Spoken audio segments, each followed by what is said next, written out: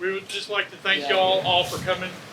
The partners and I have been working on this a long time.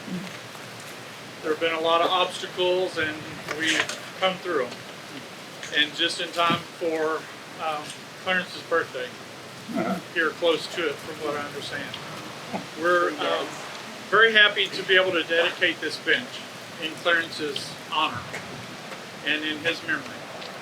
And like I said, this is something that was very important for the partners from the moment of Clarence's passing that they wanted to be sure and get done.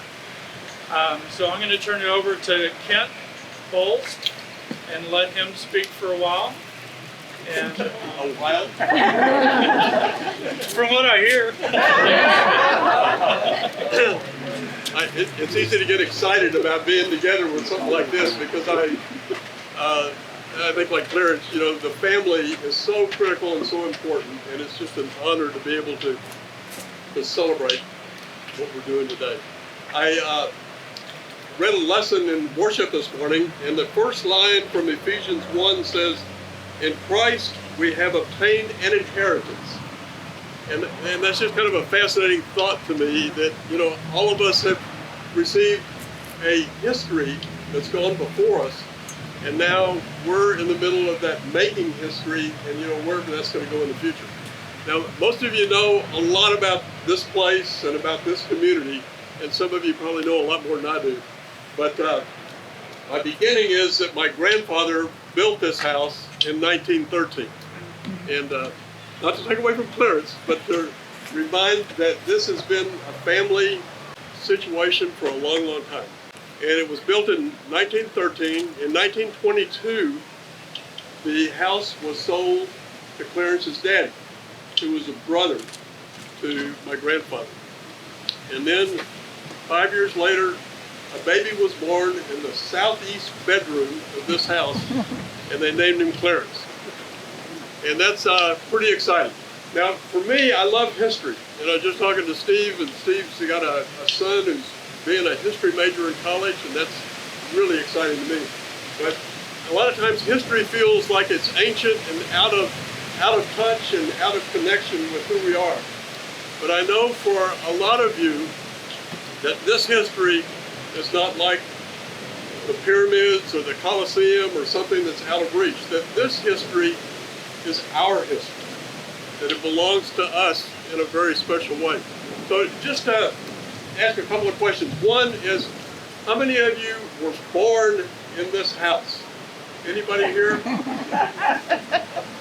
Came home from the hospital. Came home. Okay, there you go.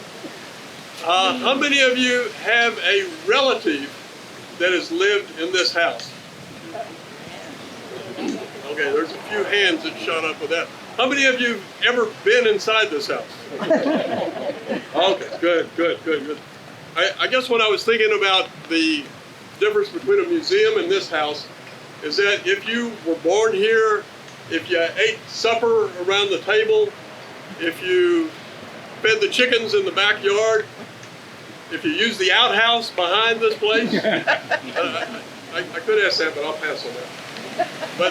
But this place is a long-term place of history for many of you in this community. And the fact that we can be here today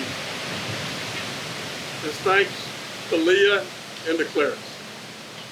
That those two people had a staying power and a dedication to their family heritage and to the city of Pflugerville that they would not let go of until it became part of the history permanently of this community. And I think that's pretty darn exciting. Clarence was born here. He was a lifetime member of Emmanuel Lutheran Church. He went to Texas Lutheran College back in those days. He worked at Camp Chrysalis, which is a Lutheran camp. And then he came back home to Pflugerville, back to Emmanuel, back to the community that he served and loved so very, very much. Leah told me once, a long time ago, you may not remember this, but Leah said to me that in Clarence's mind, there's no place like Pflugerville, and why would I ever want to go anywhere else when I can live in Pflugerville? Is that right? Okay.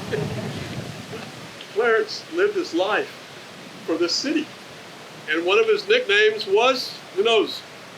Mr. Pflugerville.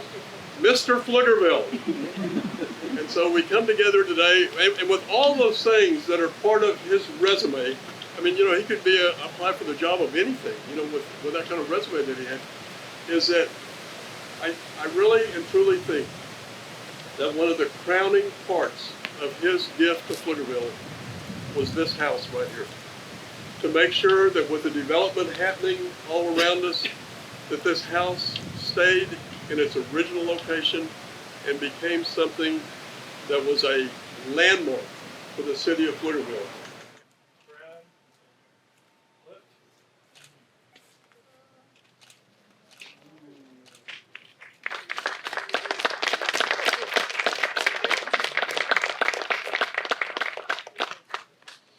Thank all of you so much.